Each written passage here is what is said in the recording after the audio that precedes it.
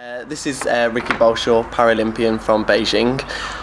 So first of all, how has RDA helped you with your career? RDA sort of put me on the ladder really. I started through RDA. I was, my physio when I was 4 years old recommended getting into riding as part of my physiotherapy. And because of that I joined an RDA group, sort of went through all the therapy riding side and then through to the competition side, and just took it on a step-by-step really from there. And then where did you go from then? How did you start getting into Para Dressage at a higher level? To be honest, true story, I actually won a raffle after the Sydney Games. Obviously I was competing and stuff and I'd won the RDA Nationals, and then after the Sydney Games in 2000 I think it was, towards the end of the year, I went to watch a demo with all the riders who at the time I really idolised, like Lee and Nicola and all that, and now I hate him. I'm trying to beat him. No, I don't know, I think he's a good boy. But I went to watch this demo and I won a raffle, and I went to get my prize, and as I went up there, me being a cocky little 13-year-old kid, got talking to this lady. I had no idea who it was, but it turned out to be the coach for the British team, and she asked me what I'd done, so I told her that I'd won the RDA Nationals and stuff, and from that chat really she invited me to the selection trials the following year, and yeah, the rest is history. Got onto the team, and yeah, here I am. Well done. Yeah, and you've been selected for the World Equestrian Games. It's fantastic. Yeah, I had the phone call through the other day. We found out on Friday, but it didn't go public till Monday, so I had a weekend of not telling the lads and not letting it slip on Facebook. But yeah, no, really good to get selected. Really looking forward to it. Brilliant. Okay, so what was it like to be at Beijing? Beijing was fantastic. You know, it was my first Paralympic experience. I was the reserve for Athens, which you can say, oh yeah, great, but I was absolutely gutted at the time because all I wanted was my big badge and my big red collar to go with it. So I was gutted not to get it for Athens, but yeah, managed to get it for Beijing. And as corny as it sounds, it was the experience of a lifetime. You know, on the freestyle day, I think there was 10,000 people watching us. It was absolutely incredible. I mean, yeah, okay, 9,990 then with little Chinese men waving their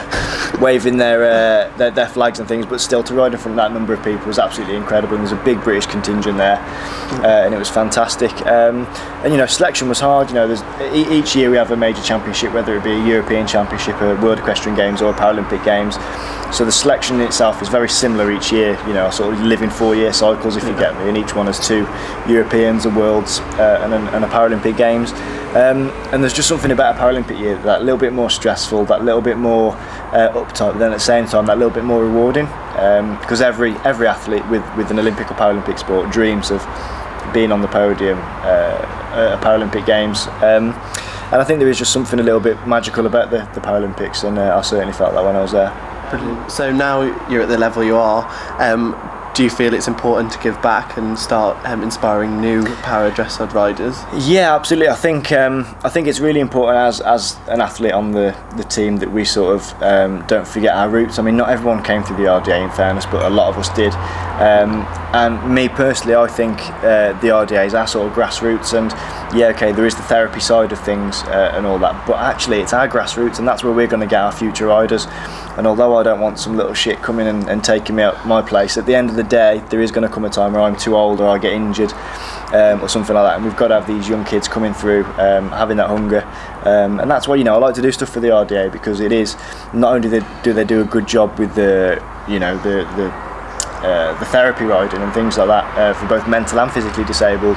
I really do think it's important that we get our future competition riders, you know, because you watch the RDA Nationals and sort of 4, 8, 12, 16 years, those are going to be the guys hopefully winning the medals for Britain. Yeah. So you know about the Cavalier Centre, and as an ambassador of the centre being built in Much Wenlock, how important do you think a purpose-built centre is for improving riding and through RDA? I think it's a great facility to have, especially so local to myself. Although the driving and the vaulting isn't an Olympic sport, especially for RDA, it's still a sport and it still uses therapy, and I think it's great that we are trying to get the show jumping, for example. We are trying to get that into as many, you know, the FEI tests, the FEI World Equestrian Games. Will it become an Olympic or Paralympic discipline? I don't know, maybe. But without centres like this, we're never going to know, and we're never going to be able to push our young athletes. And if we've got sort of centres like this opening up in our country, hopefully we can beat the Germans, the Dutch, the Danish. Don't tell my girlfriend, she'll kick off. But hopefully we can beat them in getting our grassroots. Like I said earlier, you know, if we've got these sort of facilities being built and being used, hopefully it's going to feed our grassroots athletes and create fantastic athletes for the future. So how would you like to support the project in the future when it's built? Would you be interested in teaching there possibly, or just coming to events inspiring the next generation?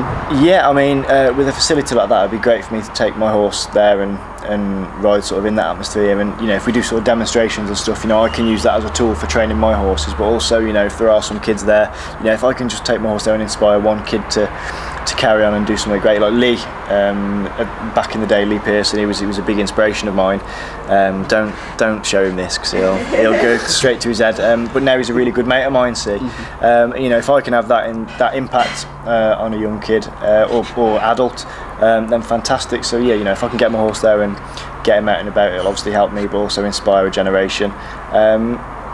And also, you know, I'll do what I can if I can teach. You know, I'll do anything I can really, as long as time allows. Obviously, you know, I've got training and stuff, and my coaches will kick off at me if I don't lay that as a foremost. But yeah, you know, in and around that, I'll help out as much as I can.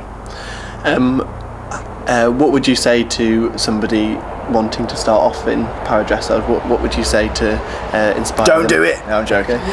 No, definitely get into it. If there's anyone out there with a child who's just been diagnosed with a disability, any disability, or if there's a young adult out there who decides, actually, you know, I think I can give that a go. You've seen it on the telly, you've seen one of us guys doing it, and dribbling around, fighting around, doing 20-metre circles. If that's something that you fancy doing, get involved. There's plenty of RDA centres out there, and obviously with facilities like this being set up all the time, it is very, very easy to get into. And it's doable, you know. From the outside looking in, you could say it's not the cheapest sport.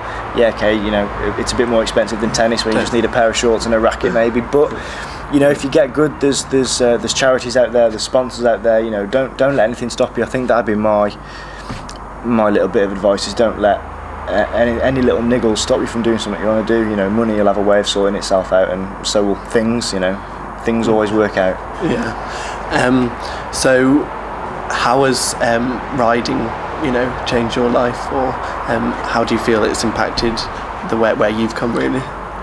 It's kind of it's kind of hard to say how has it changed my life, because I genuinely can't remember a day without horses. Yeah. So has it changed my life? It will have done. It would have definitely taken a different path had I not have gone to horses. It's certainly sculpted my life. You know, I sort of eat, sleep and breathe horses now, and I love it. And it sounds dead corny and so much of a cliche, but I get paid to do my hobby. You know, I'm living the dream. There's not a day that I wake up and think, don't want to go to work today, because work for me is getting up and going, riding horses, teaching people on horses, and that's a dream. So yeah, horses and dressage and the sport has certainly sculpted my life for the better. Some people are a little bit worried, a bit apprehensive of what the centre's going to involve, especially local people in Much Renlock. What would you say to them of how important RDA is to so many lives? I don't think you can put it into words really. My advice to them would be go down and watch an RDA lesson. You go down and watch someone with autism or Down syndrome or a spinal injury or a brain injury, and you watch them for the first time getting on that horse or having that interaction with the horse, and you cannot put that value into words. And that would be my only piece of advice, is definitely go down there. And if you are worried about it, if you're worried about the impact it's going to have on, well, whatever your worries are, go down there, and I can guarantee after watching just 20-minute session your worries will be blown out the window.